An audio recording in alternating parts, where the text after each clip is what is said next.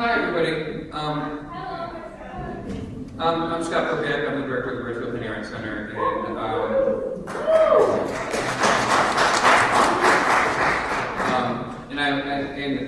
I want everybody to know that tonight we're, in addition to people who are attending in person, we're also streaming this live on Facebook. So hopefully there are many people also joining us there. But as many of you know, because I love looking out there and seeing so many familiar faces, that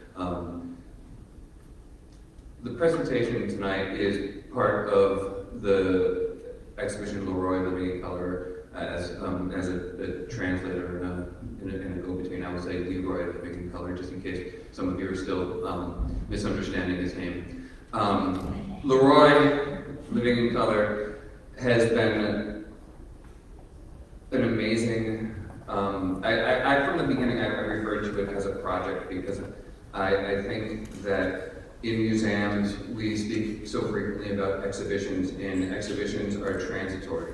They come and they go, and the goals that I'm establishing for the Burchfield Penney Art Center is not to create moments. And I want people to have moments. I want people to learn and share and grow, but I want them to be part of the growing in a more thoughtful and considered way. I want the work that we do to have impact. And we do that not just by putting our work on the wall, not just by helping people find a place for themselves in that work, but we do that through thinking about the conversations that are the intention of the work and amplifying those intentions in ways that help us build greater connections with each other and also with others in our community. And this work with an incredible team, both staff and LeRoi and Gregorio and the students, this exemplifies excellence.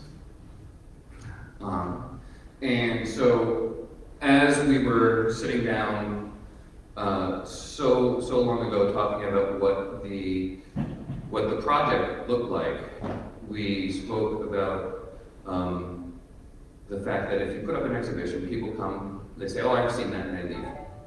You're lucky if you. So programming and conversation and connection and meaning are things that you have to intentionally create.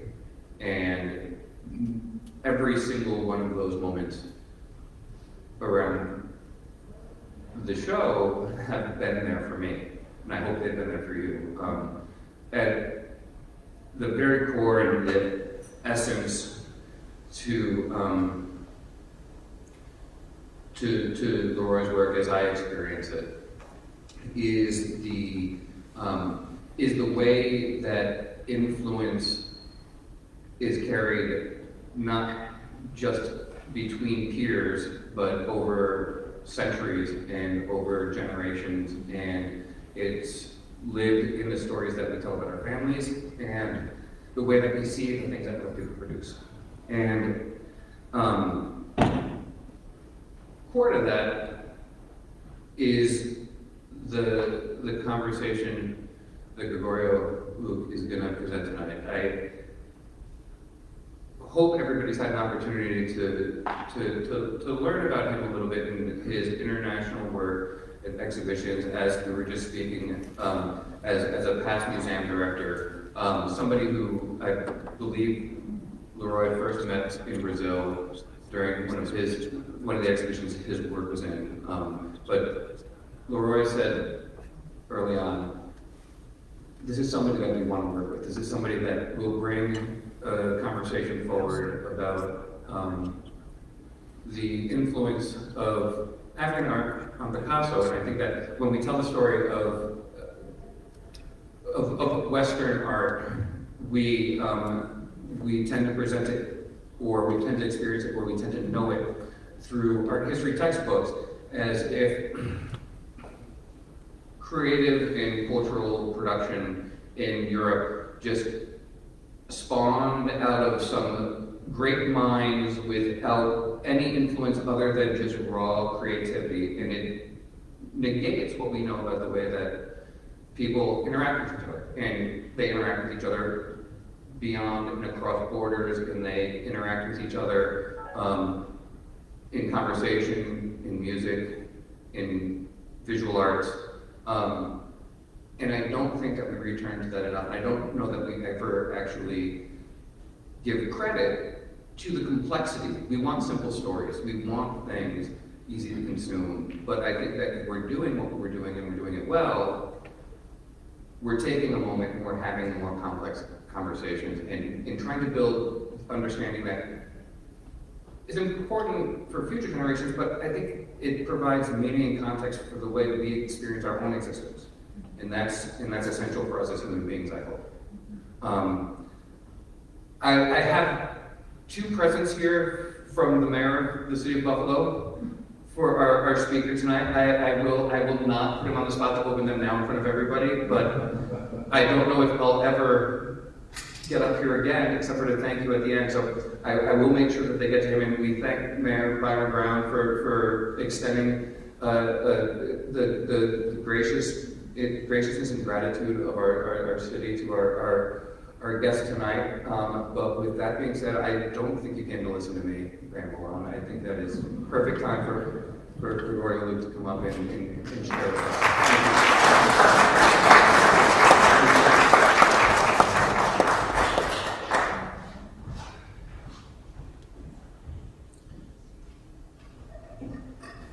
I'm very excited to be here, and I am very impressed by my friend LeRoi. Not only is he a great artist, as you can see in this exhibit, Living in Color, and I invite you guys tomorrow at noon, where we will do a tour with LeRoi of the exhibit. But he's also an intelligent and generous human being. Look at this evening tonight. LeRoi could have easily proposed to bring somebody, a scholar that spoke about his work.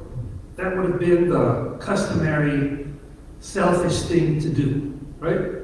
You bring somebody that sings your praises. But instead, he brings me to speak on a timely subject, because Picasso is now more timely than ever. We are a few days away from remembering his 50th anniversary of his passing. But he asks me to deliberately touch on a historical injustice that is mentioned but has not been sufficiently studied, and that is the debt Picasso has on African art. But this is much larger than that. It's not just Picasso, as we will see. So instead of making it about him, LeRoi promotes a discussion about modernism, about African art, about the importance of African art. He elevates the discussion. And thank you again, LeRoi. This presentation is for you.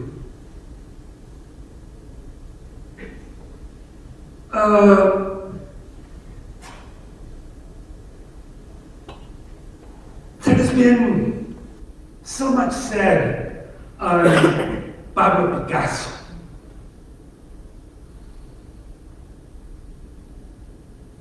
Now there is a current of opinion that criticizes him for his relationship to women and so on. But what has never been in doubt is Picasso's genius and Picasso's importance in the transformation of art in the 20th century.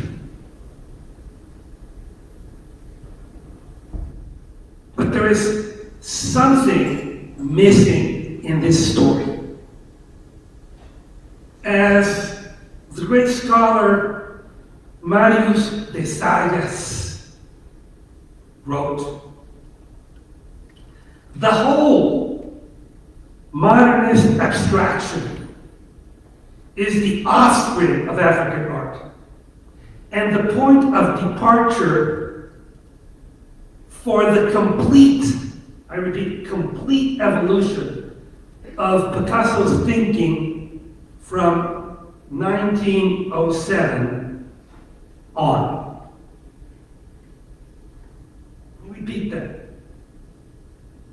The whole of modernist abstraction is the offspring of African art and the point of departure for the complete evolution of Picasso's thinking from 1907 on. And so, this presentation explores Picasso's biography and his work and his contributions. And I take nothing from his enormous talent and the importance of his work. But I also include this other narrative that is so important to include. In Andalusia, in Spain, there is something we call la mirada dura, the strong gaze. A way of looking that is so penetrating that pierces through your clothing. This kind of look that makes people nervous, as if people could see through you. And Picasso had this strong gaze. A gaze so strong that it could penetrate through the darkness of life.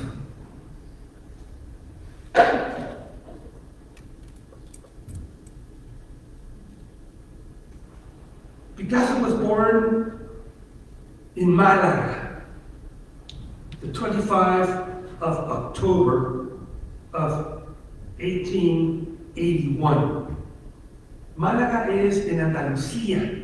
It is the land of the gypsies, of Cantejondo, from the south of Spain, very close to Africa, because in many ways, Spain is an African country.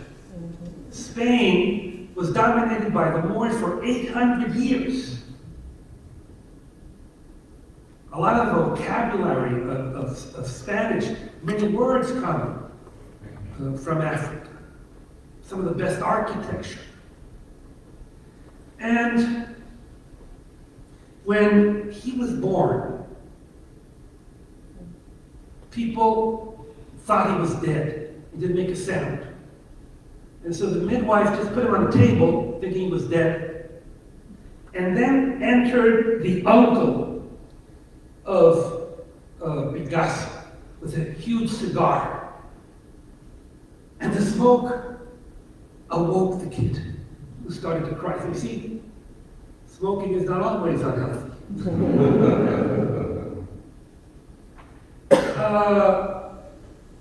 He would be baptized as Pablo Diego José Francisco de Paula Juan Nepomuceno María de los Remedios Crispiano de la Santísima Trinidad.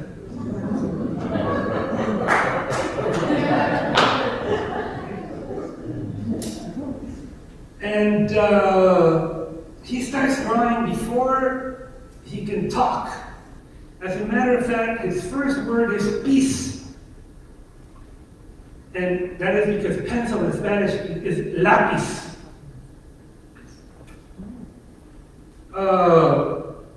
The father was an an art teacher. That Picasso says that when he was 12 or 14, he painted like Raphael, and that it took him a lifetime to paint like a child, is true. I mean, the father started giving him art classes immediately. So in a way, if you look at Picasso's life, it's like Benjamin Button. You know, remember that character that is born old, and as he ages, becomes younger and younger. By the time he was 90, he was like a toddler again. Very interesting process of the evolution of his life. And the mother, she's the one that has the last name Picasso. The father, his last name was LeRoi. And the mother was active. Unfortunately, she was very short. So short that when she sat in a chair, her feet didn't touch the ground. So unfortunately, for Picasso, he inherited the energy of the mother. Unfortunately, he inherited also her stature. So he was also very, very tall. But maybe because of the desire to compensate for this, he draws and he does sometimes things with so much monumentality that they appear to be gigantic. Since he's a kid, he liked to draw everywhere, and when there was no pen or pencil, he drew on the sand. And later, when he was a famous artist, he would do these incredible drawings on the beach, to the desperation of his collectors that saw these masterpieces painted on the sand that would be erased by the ocean. And the father, José Luis Blasco, specialized in painting doves. Make a mental note of this because they will reappear in Picasso's work. He was a very conventional painter, and because he's an art teacher, his life is very unstable. They had to be moving from city to city to find a place to teach. So from Málaga, in the south of Spain, they moved to La Coruña. La Coruña is in the north of Spain. A very cold place, supposedly a city founded by Hercules, that we see here in a drawing by the very young Pablo Picasso.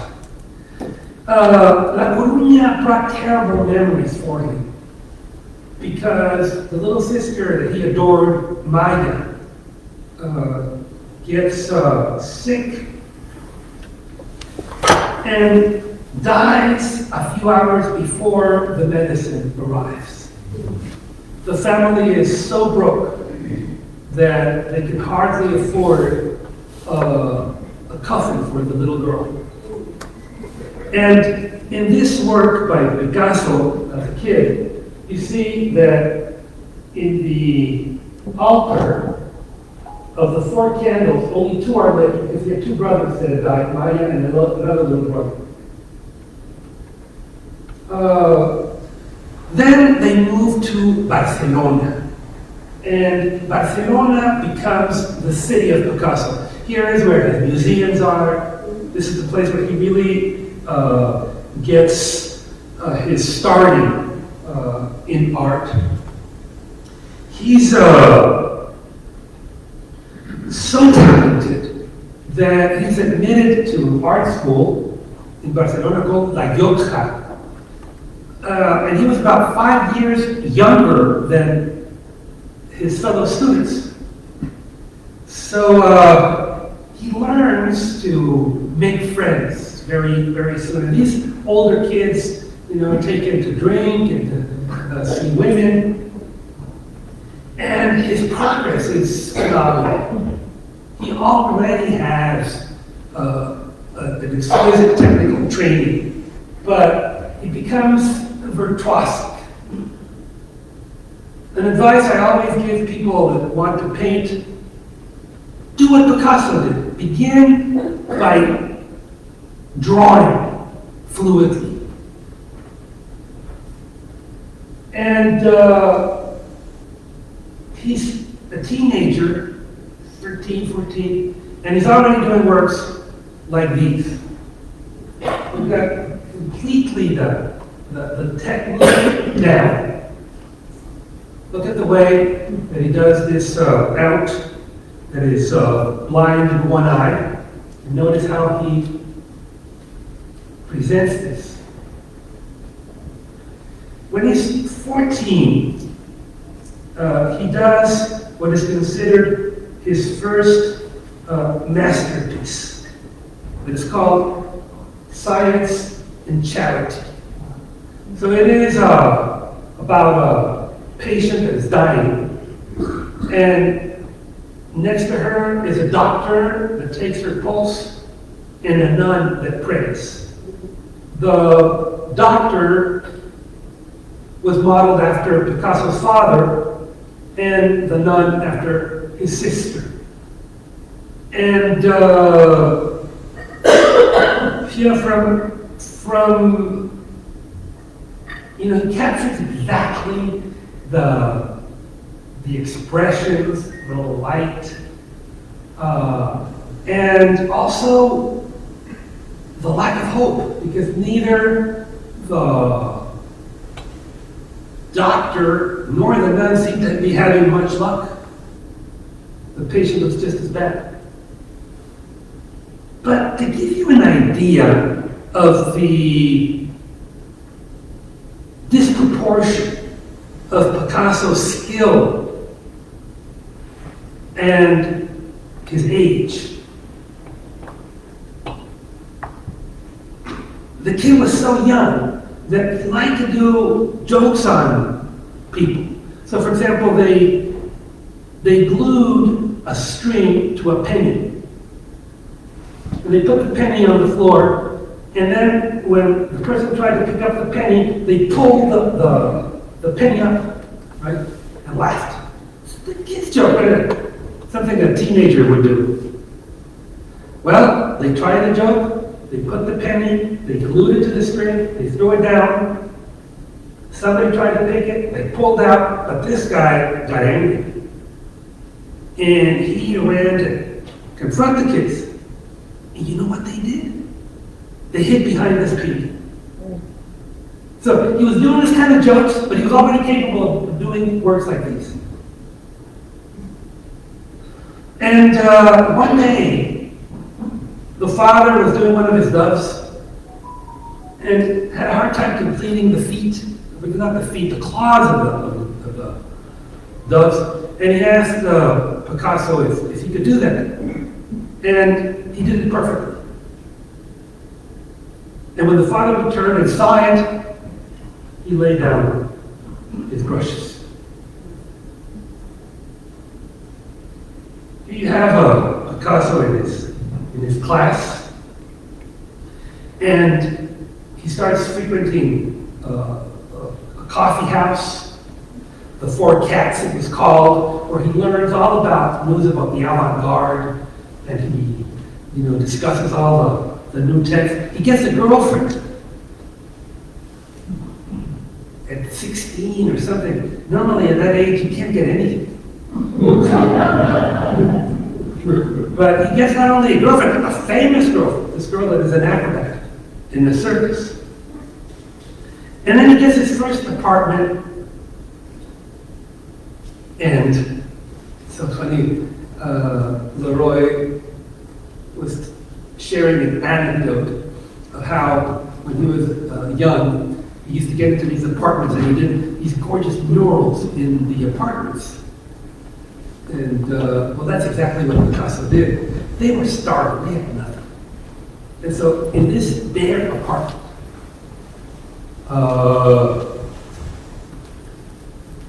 he did all this mural in three-dimensional, with all the riches of the world, and grapes and gorgeous and women, and this whole nothing.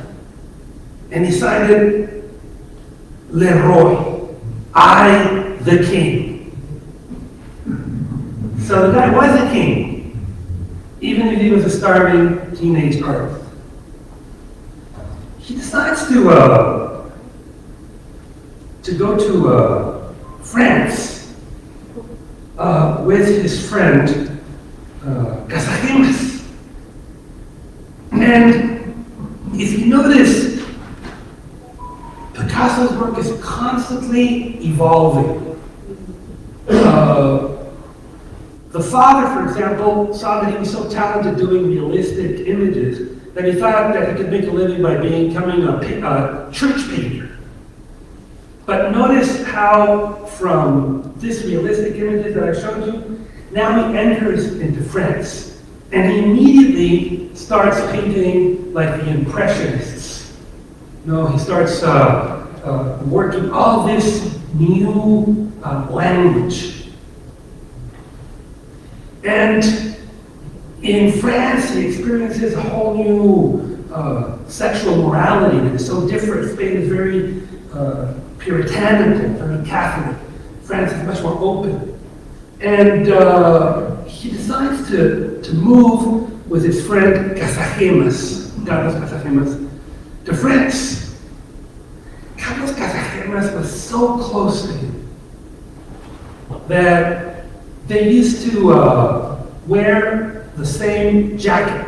One hand was Picasso's and the other was Casagemas, and they had conversations with one hand, and it worked. So they were absolutely synchronized. It was like more than a brother. And so they arrived to Spain, and the gorgeous, the very liberal French women, they immediately get French lovers.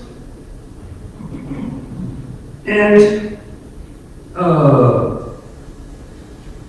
the problem of Casagemas is that he falls in love with this woman called Germaine, which is this beautiful woman that is a problem for him because he is impotent. And so he cannot satisfy her. And he enters into this depression and starts drinking and using drugs. And Picasso tries desperately to save him. He takes him to Spain with him. And he goes and visits the rich uncle, the guy with the cigar, hoping they could get some money. The uncle treats them terribly. Then and there, Picasso renounces to the name Luis, the one of his father, and adopts Picasso, the name of his mother. But then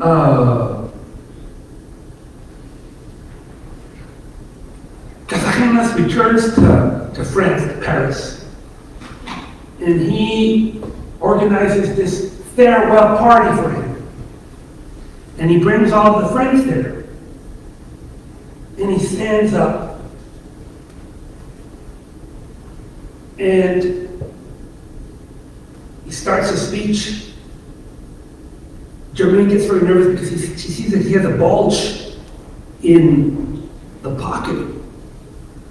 And he ends up saying, and you, because you couldn't love me, this is for you.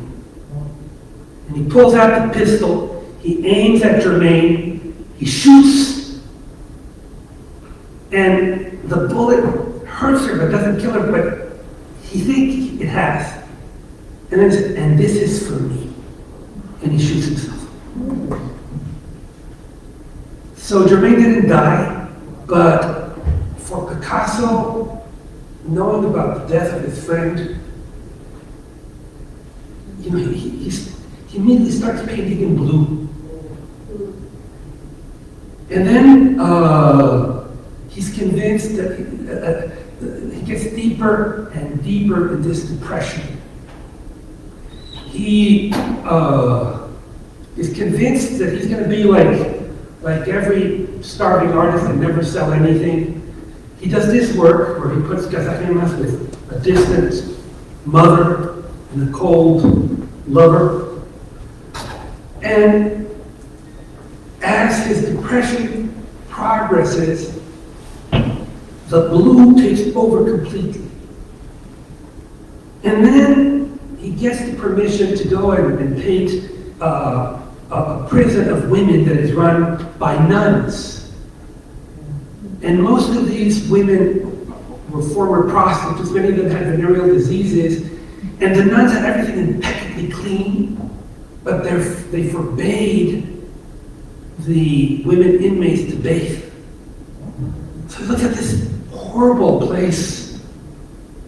And the depression, some of them had their little kids with them. It's just total. He reaches a depression so vast that it's captured in paintings like this, where everything is blue, the ocean, the sky, the people. But then one day, he sees a madman. And the madness of this man is not entirely blue. And then come the circus performers. And the artists, the performers, the jugglers, the clowns, the acrobats, again, they are also very poor. But because they're artists, they're rich. And he starts painting them in rose colors. It's what we call Picasso's blue period and his rose period. Now, I wanted to show in some detail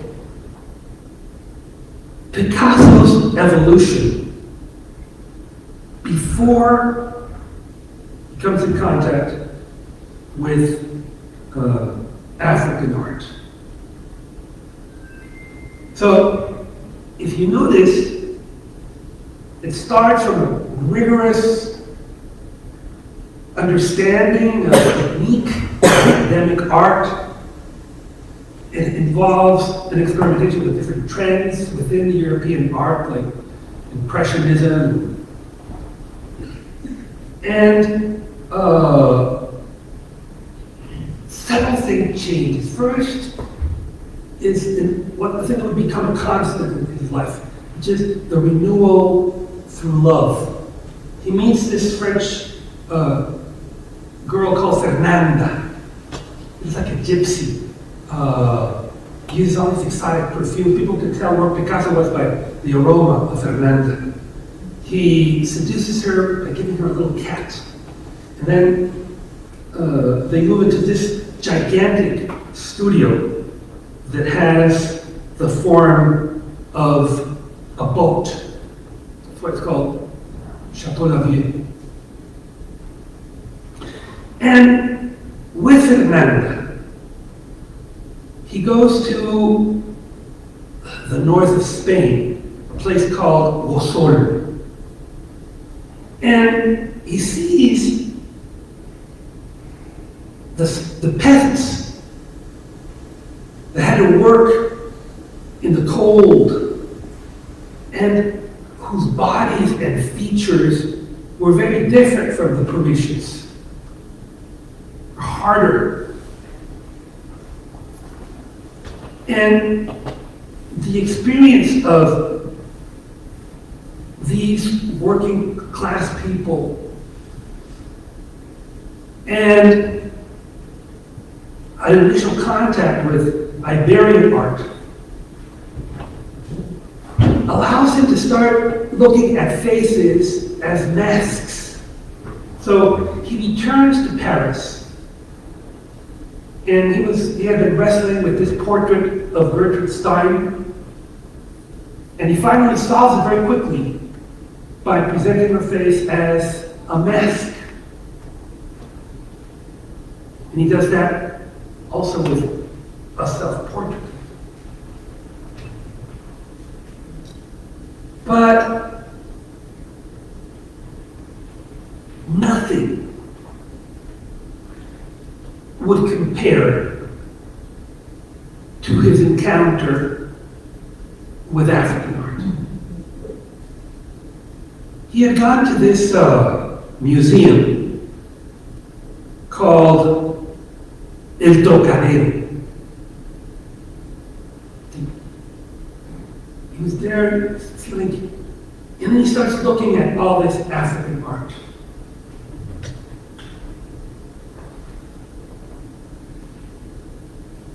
And he would write. These are Picasso's words. And then I understood what painting really meant. It was not an aesthetic process. It is a form of magic that stands between us and the hostile universe, a means of taking power, of imposing a form on our terrors as well as our wishes. The day I understood that, I found my way. And he begins to collect African art. These are some of his collections. And again, you see here is the figure.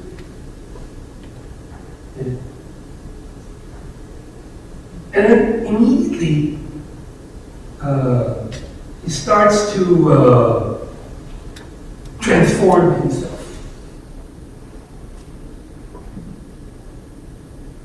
He borrows from African art, producing drawings, watercolors, and sculptures in which he kept reducing facial features to simple geometrical shapes in the style of Western and Central Africa aesthetics.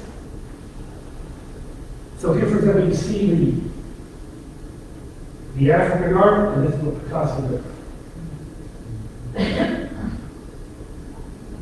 Sometimes it's hard to tell which is Picasso and which is African. This is Picasso. So, the important thing to remember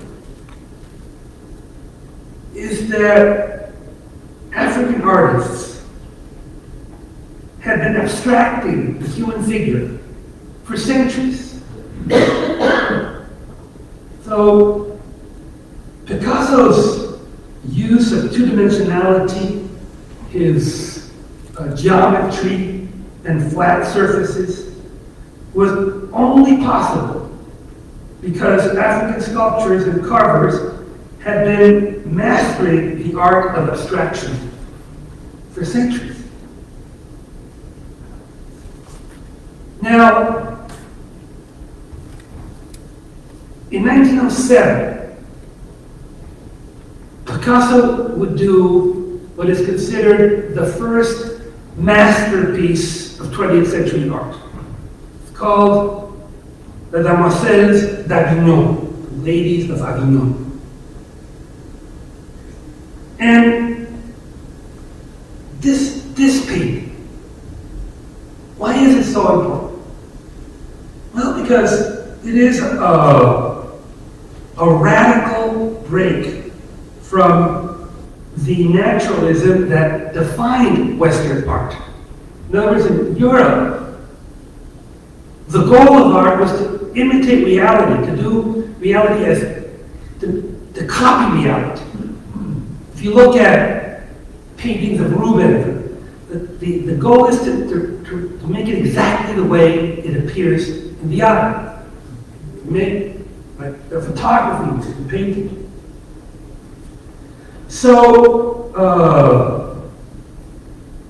that is this naturalism that had defined Western art since the Renaissance is completely challenged by this work.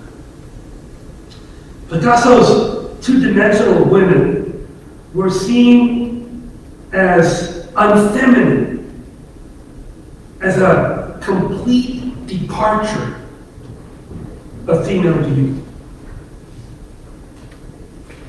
So, again, Picasso could not have arrived at this concept without African art. This masterpiece that changes art, that defines the 20th century art,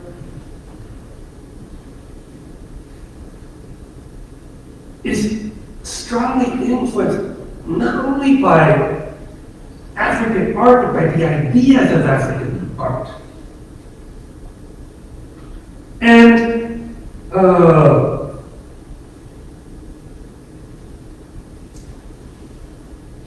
this is not limited to Picasso.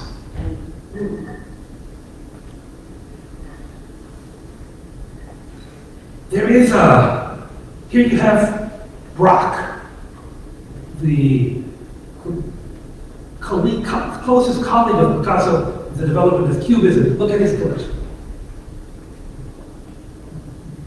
There was so much looting in Africa, and the massive importation of these articles that were relatively easy to access and collect.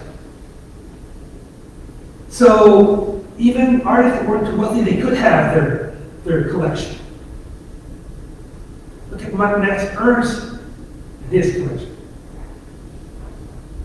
And they felt they could freely borrow from it.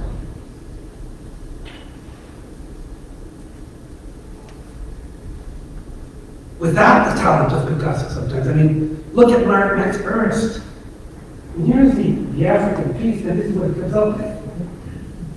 Horrible. Look at this. This is the extraordinary African piece, and then this kind of cartoonish is Max Ernst. Here you have Modigliani, another giant of Western art. This is the African piece. This is Modigliani's. And what about Munch? Everybody has seen The Scream.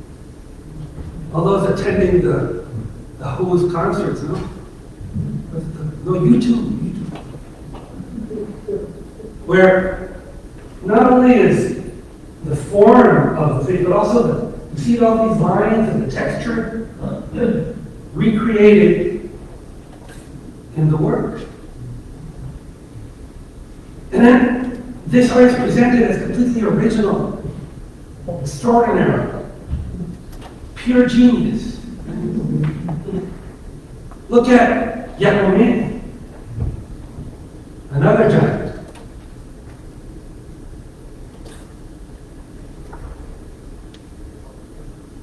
Some of them, Henry Moore, considered the greatest sculptor of Britain. I honestly don't think that Henry Moore could have come up with this without the African example.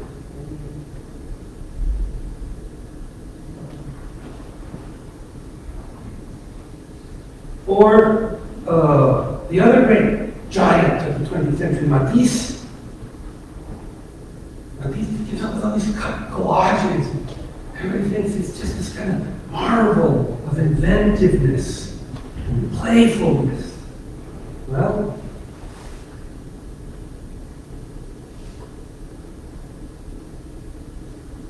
now, how could this happen?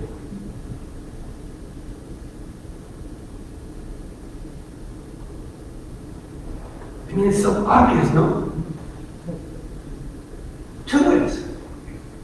One, this art that was looted was supposed to be ancient, right? It was not ancient. The artists that had done it were 10, 20 years before, some were even contemporary to them. But because it was supposed to be ancient, nobody took the trouble of finding out who were actually doing these works, on top of the problems of the fact that they were looted. But then there is that horrible word, primitivism, that is used to lump all of African and Oceanic art in one category: primitivism. That in turn has all this colonialist bias. There's no primitive. But that is so prevalent that in the this photograph is just heartbreaking. This is a punitive expedition in which the Brits went to Africa, destroyed a city, murdered everybody, and came back with their loot. And you see, with all the elephant tusks and all the artwork that was then disbanded or sold by the penny art that was robbed 2 times, taken completely out of context. But in the 80s, in our lifetime,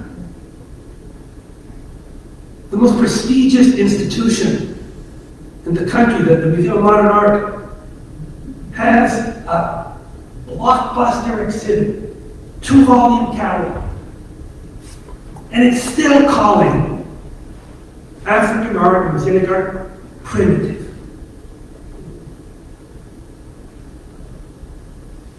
And so then it's primitive, it's ancient, it's anonymous.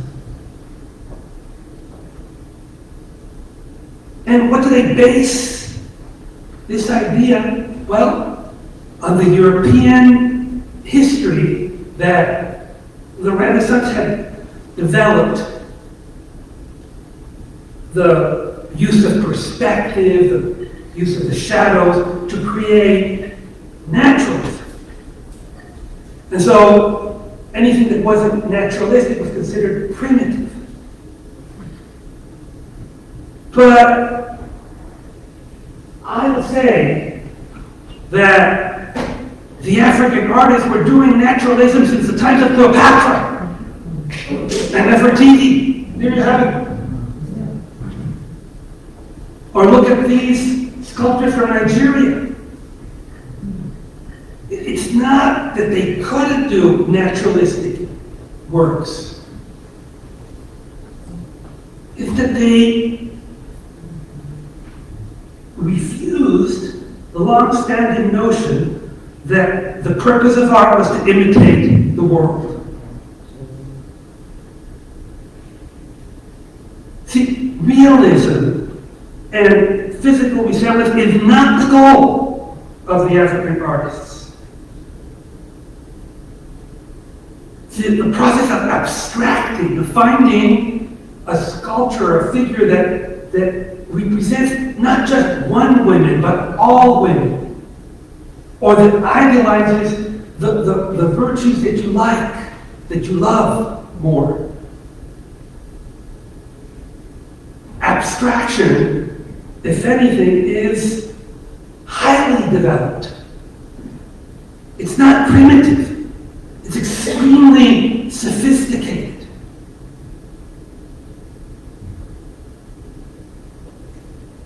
Look at these beauties.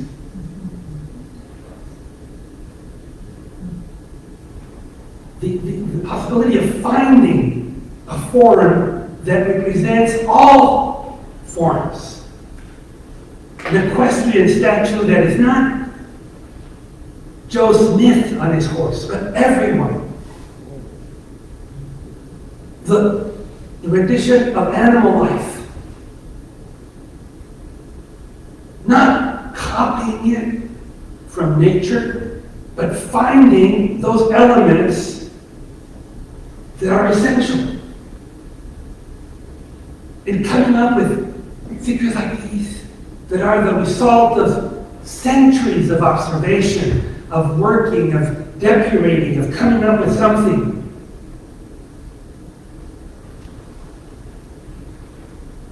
that is of a pure talent. So the whole Cubist revolution that is pioneered by Picasso and Braque, and it certainly incorporates other influences like Cézanne, but that basically codifies into a visual language many of the abstraction processes discovered in African art, both in its analytical cubism that tries to understand the objects around you and its three-dimensionality and the relationship of objects among themselves, or in the synthetic cubism that tries to, like a mask, find the essential traits of a face, basic. Or in the reconstruction of objects, like the celebrated reconstructions of the guitar of Picasso, that also incorporate discoveries from Africa. World War I breaks out. The Cubist movement is disbanded. And after the war,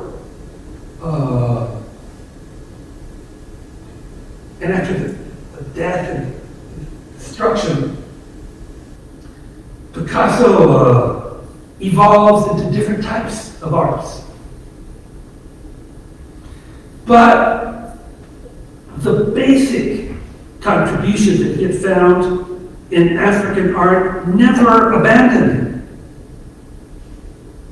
Here in this, you see a circus performer, a harlequin of the Rose period. That type would never return. And the new Picasso, through his many transformations, would be always informed by what he had found in Africa. And I can give you many examples. He gets his next great venture. He gets associated with the Ballet Russe of Diaghilev. He marries this Russian ballerina called Olga. And he designs sceneries. And you look at, this is a design he does of a horse. You'll say, well, what does that have to do with Africa? Well,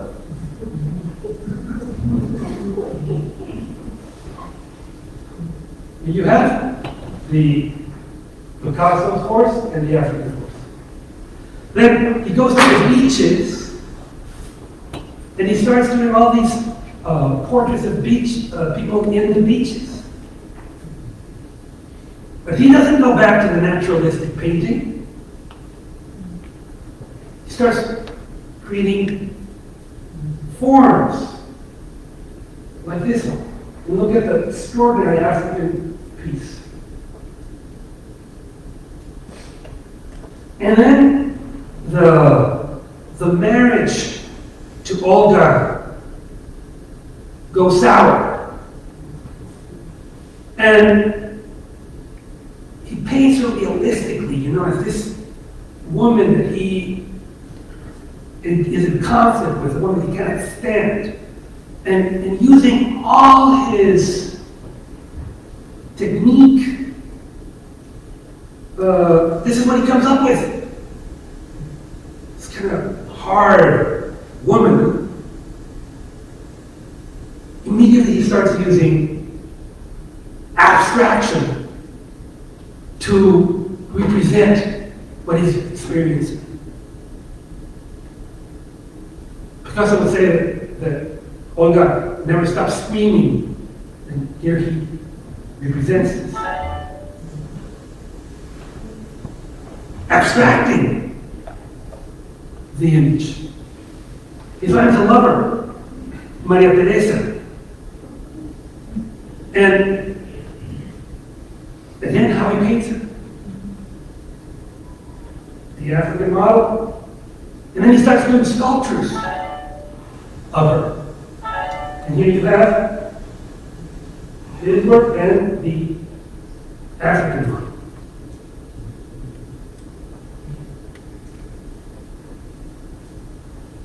And then eventually, and a lot of the art historians that you read try to prove exactly that this piece was the model for that one, and then they go into these tremendous discussions over when did Picasso see it, and they conclude, well, he saw it in 1909, and the piece was done in 1908, so he could not possibly have done it.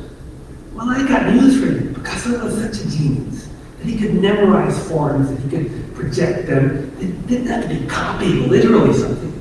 He could come up with works that could echo an idea, even if he wasn't physically transcribing it from another one. But it's hard to believe that even though there might not be a direct image that you could relate this to, it's hard to believe that an image like this is not inspired in African way. Now, the second masterpiece, well, many masterpieces, but a piece that is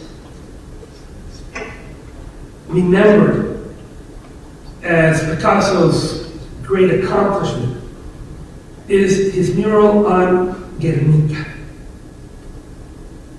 Guernica is a Spanish city in the vast territory. And Spain is the great president to World War II. The Spanish Republic is betrayed by its military, the hideous Francisco Franco. And Franco becomes an ally of Hitler that sends his Luftwaffe, Air Force, and Mussolini that sends his infantry. Here you see him in the previous image with Hitler, and here with Mussolini. And so you have three armies against Spain, the peoples. And the bombing of civilians is a Nazi invention. Every time that you hear that somebody's bombing a civilian population, remember, the first ones that did that type of bombing were the Nazis. And so they take the city of Guernica and basically destroy it. They deposit 1,000-pound bombs every 20 minutes until the entire city is reduced to ashes.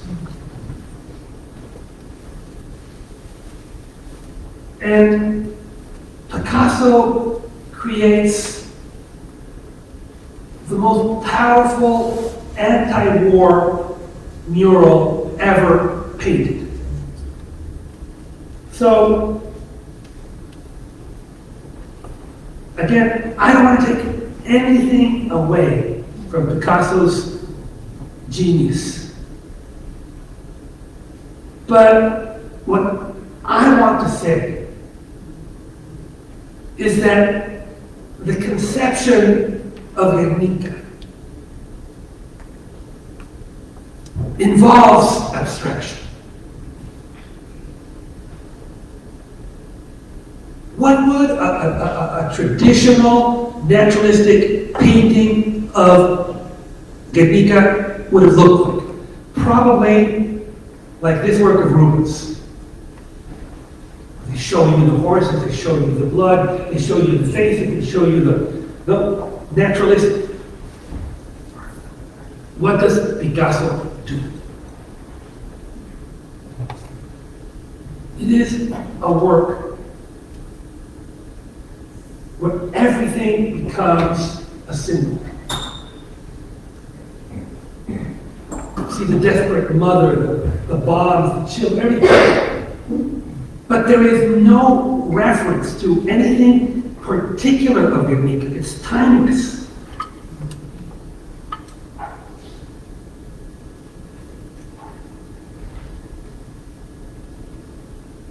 So, this could be any mother, anyone, anywhere, anytime. And that's what makes Guernica so powerful. It was used as a way of protesting the Vietnam War and massacres everywhere from Mali to Kosovo. And when the U.S. declared its unjust war against Iraq, a war based on lies, because Iraq had no weapons of mass destruction. In the Security Council, they had a reproduction of Guernica. And when the U.S. came to make its case, they made sure to cover Guernica. So, I think that this timelessness of a work is exactly what African artists tried to do. To create a piece that was not one woman but all women. Not one case but every case. And Picasso certainly has the genius to recognize that and to amplify it and use it, right? But the conception that allows him to do that did not exist in European art before. And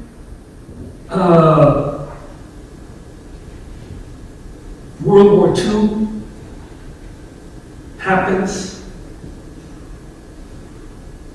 And after the Holocaust, Picasso does another abstract mural to condemn it. And in the decades after that,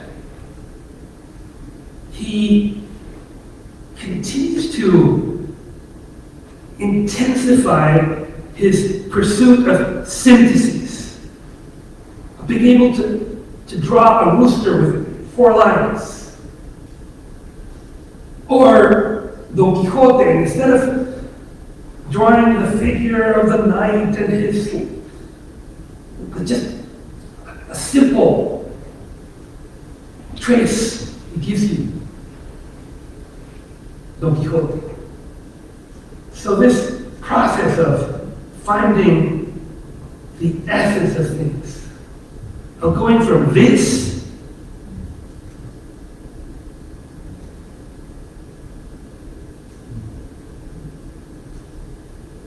to this. This is exactly the process of abstraction that is the very essence of African art. Now, there's another thing.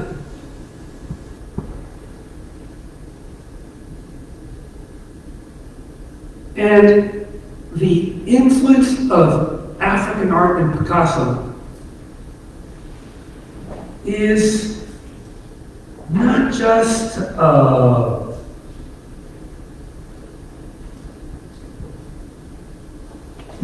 aesthetic, but social. So, what do we mean by social? Well, we can't tell that from the art, African art that was looted in Europe. But those masks and those sculptures were created for a very different reason than artistic objects in Europe and North America. This was art that had a social, a religious, a political function. And these were masks that were used by people and that transformed them. Sometimes, by touching the masks, they become, they acquire a different texture. They can create smoothly worn surfaces. It can become lustrous. Or sometimes people add things to the masks. So even the aesthetic of the mask or the object, because it's not just meant to contemplate in a museum or in a gallery. It is meant to use, to have a part in the life of people, in the community. And the art is finished by the community that uses it. So,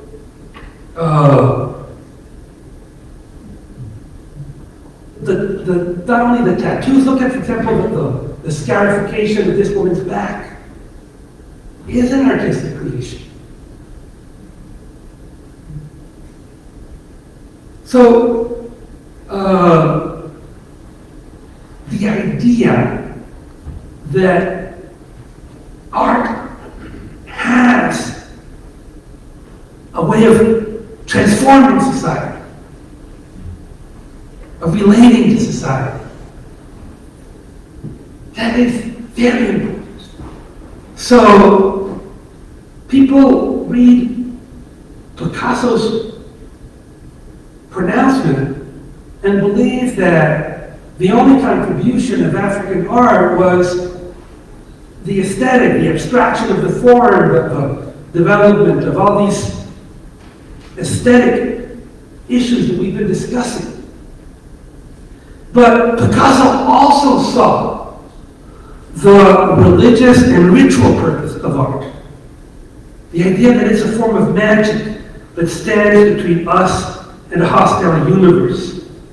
A means of imposing a form on our terrors as well as our wishes. In short, art can also be a means of taking power. And that is what Picasso does next. Like everybody, Picasso was horrified by the end of World War II. And the detonation of a nuclear bomb.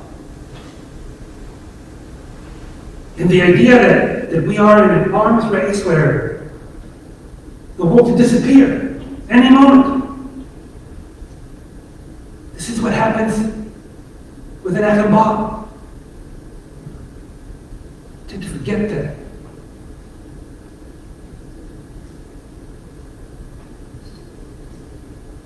So, Picasso doesn't formulate this in a manifesto, but the function of his art in the later part of his life is precisely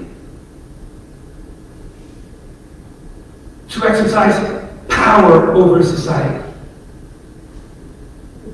And in the 60s, you have this explosion of vitality. You have the civil rights struggle. You have the feminist struggle. You have the anti-Vietnam struggle.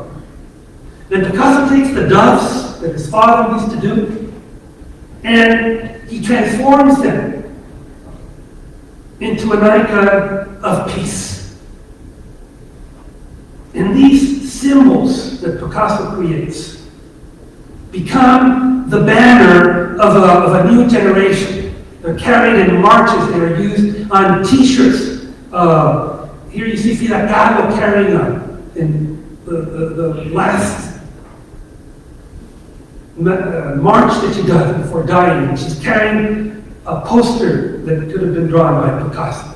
The French students, the Czechoslovakians, resisted the Soviet invasion. And in Mexico, the massacre of students in everywhere.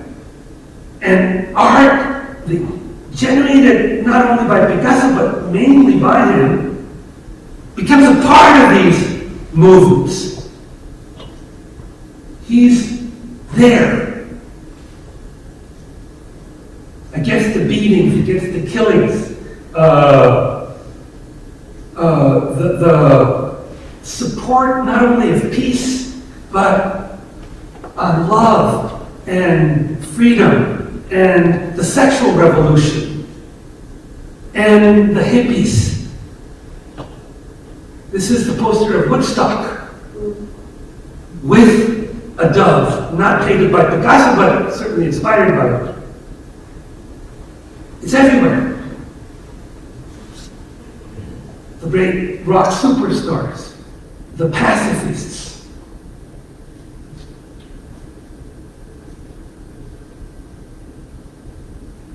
the psychedelia,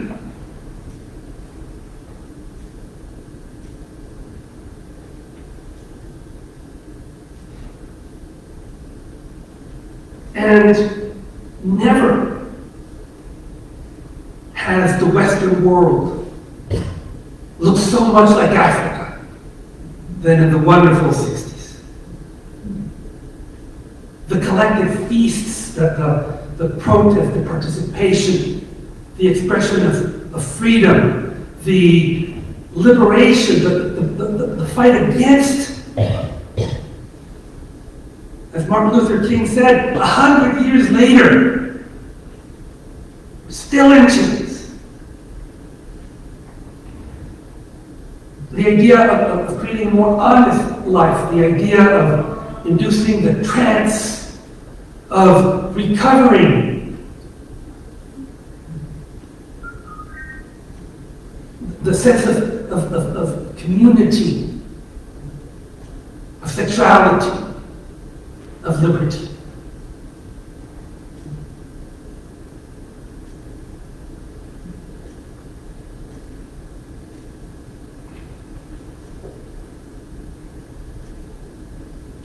So, Picasso would live until he was 93. But the African objects that he lived with would remain till the end. Though he has the merit of having acknowledged this, I think he could have done more to recognize and promote the study of African art. At one point, he even says that the sculptures, the African sculptures that hang around almost everywhere in my studio are more witnesses than models, he said. Some kind of witnesses. These are his last words. And his last photographs wearing masks that he made that are not African, but could have been.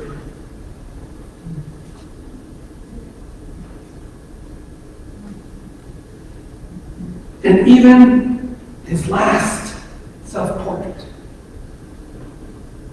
follows the same form of an old 1907 drawing.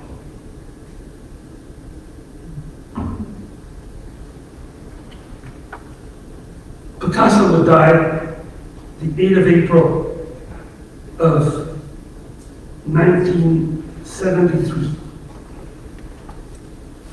Almost exactly 50 years ago. And his last words were, painting remains to be invented. Thank you very much.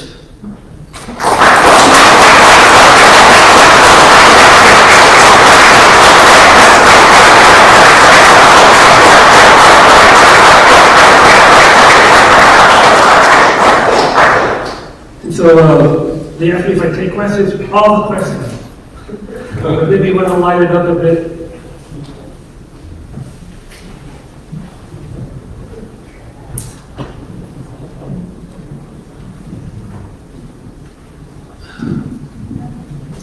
So if anybody wants to make a comment or question, or you can just yell it out. Mr. Luke, Yes. your notion on the recreation of these African sets. Well, I think that there are some cases that the pieces have such a great significance in their places of origin that yes, absolutely, they should be repatriated, right? But I don't think I completely agree with the idea that everything should be repatriated. Because we want to have African art in Western museums. Because there's many of us, Africans and non-Africans, that would like to study it. And so if we just said everything, every object goes back. And then sometimes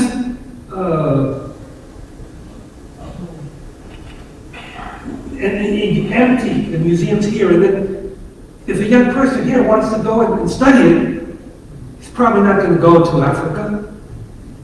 So I think that one has to know if the piece is a piece that is like the Parthenon, that is in the British Museum, we would say, well, I don't know, it's a complicated issue. But what I do know is that just abstract, general solutions don't necessarily work. Why? Because I hope you guys, all of you, next week go to New York to the Met and see their African collection. And it's a good thing that it's there. And it's well taken care of. And there's a bunch of kids there that would benefit from seeing. So I don't know. It's something that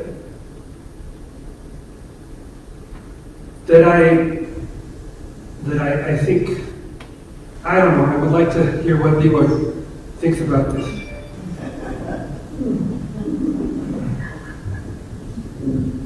Is that a question for me? Well, what do you think about this situation that we have now, that there is a lot of pressure on museums to return? They should have pressure, and they should return those things that were looted. But everything was looted. Everything wasn't looted. No, it wasn't all looted, because I know what some of the ambassadors from those countries have done. They've taken those pieces and sold them in various countries.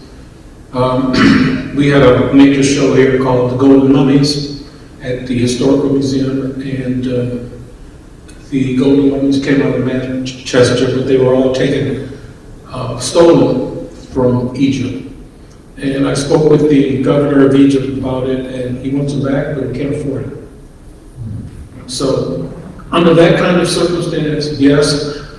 I don't know about some of the smaller items, because that would probably empty my collection. By the way, when I spoke with LeRoi, He told me my collection of African art is better than Picasso, and I can attest that it is. Congratulations, it's beautiful.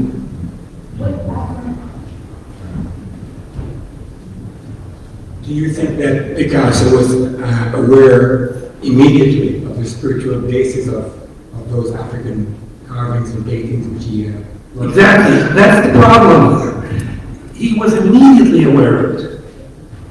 That declaration that he makes, where he says that he could not be more clear. He says, I repeat, this is what he says when he sees it. And then I understood what painting really meant. It was not an aesthetic process, it is a form of magic that stands between us and the hostile universe, a means of taking power, imposing a form on our terrors as well as our wishes. The day I understood that, I found my way. It could not be more clear. But of course, what happens is that as time goes by, and the temptation, and everybody starts telling you how much of a genius you are, I think that the tendency is to let them admire me. Hey, why not, right? I mean, and though he never denies it, but I think he could have done more. But he does infinitely more than the others. Most don't even say anything. I mean, Picasso clearly says that he finds his way when he comes in contact with African art. Now, that doesn't take away from the fact that he sees it, he understands it, it transforms it, and he recognizes it. But there were many others that just took it. And even others that copied it badly. Like that horrible jazz, in the 40s. I'm not exaggerating. LeRoi will not let me. Many white musicians came to Harlem and looked at the music in the segregated society and then created a version with an all-white band that played exactly the same without saying where it came from. So this is not the case with Picasso because he does transform it, but it is the case of many others. And then I find it amazing that in the 80s we are still referring to African art as primitive. Somebody has to know better, no?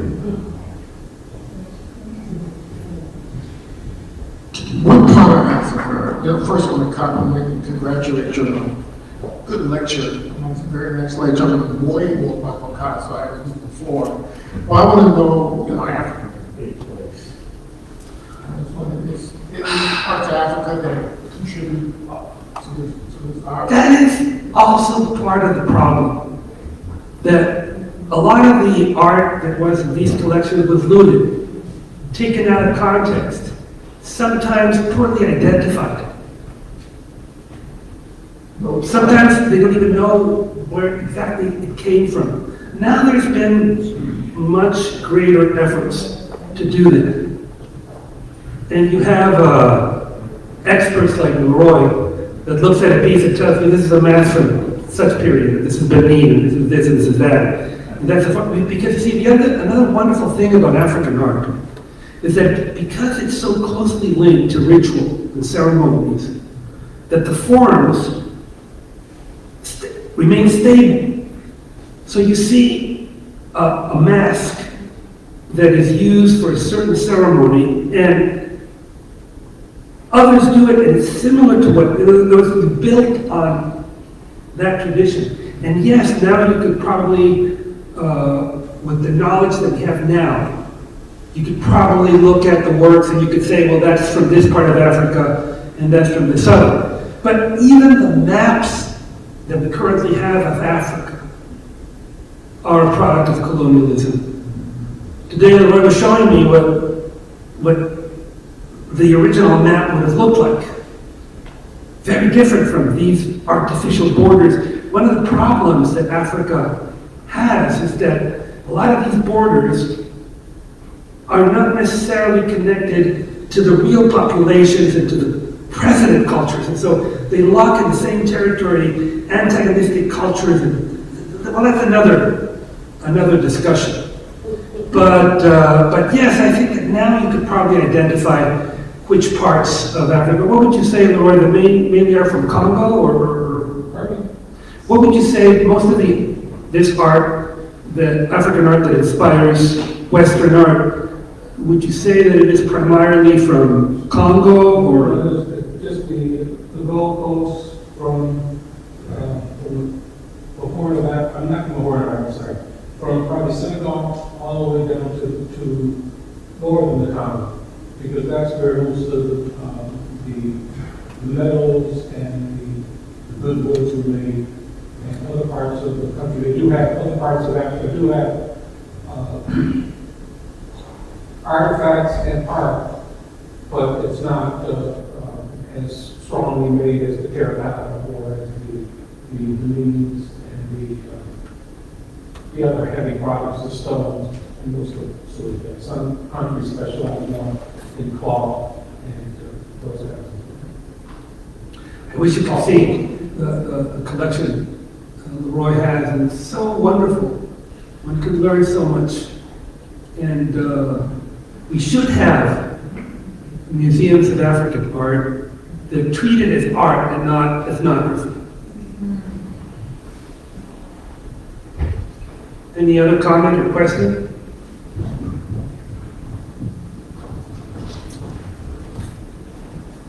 Do you think if Picasso didn't find this art that he would get somewhere in abstraction later on, or if he didn't find it, someone else would have taken it and not given the proper credit for the African people? Well, no, I think that Picasso's, there were many out there, as I showed you, that were using it. But taking this art and transforming Western art, there's no question.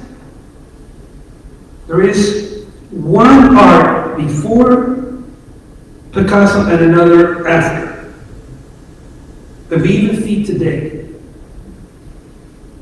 And though Picasso could have detonated that change, it would have not happened had he not come in contact with African art. Absolutely. I can respond to that unequivocally. The great impetus to transform European art from a naturalistic, representational imitation of reality to what it is today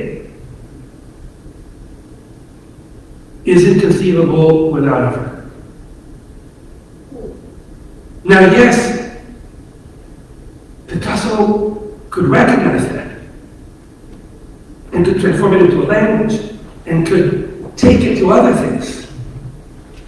He could understand the function that art played in society and try to form an equivalent. So I'm not suggesting that, because I'm not suggesting that the hippie movement and the anti-war movement and the feminism and the sexual revolution, obviously not. But the idea that art can be a way of exercising power on society, that art can be used by people, though the dove piece are not African motifs, but the function of art is African. And unfortunately, I don't have the photographs to illustrate that. But today, in LeRoi's house, I saw this images where you see how art is used in Africa. And you see the celebrations, and you see the ceremonies and the trance and the energy that has. I mean, just compare the Texan cotillions with Woodstock.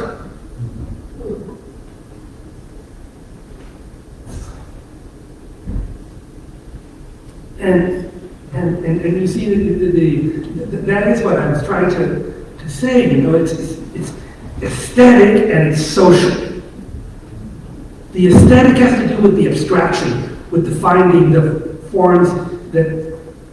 So again, I'm not suggesting that Guernica is lifted from African motifs. I'm not saying it. But the idea of, instead of painting a battle and the details of that battle, and the mustache of the general, and the blood of the caporal, and they're gone out there to come up with something that just shows you the sorrow, the symbol of that. That is African. You know what I mean?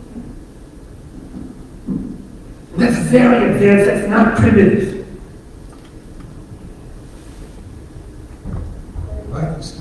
I think the foundation of much of what we're trying to discuss here rests in what you said when you first began your lecture, and that is the Moors or the Africans spent 800 years in Spain.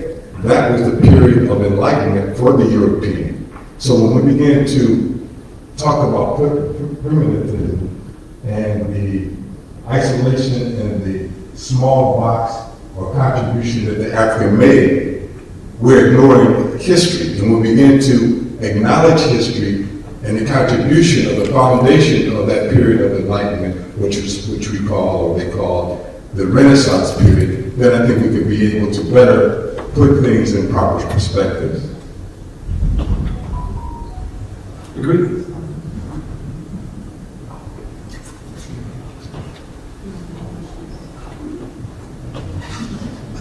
I just want to comment on your reference with respect to jazz. For all the jazz appreciators here, they were bad intentions. I'm sorry. Musicians who came to Harlem, they did not play the music exactly. Mostly with bad intentions. Exactly.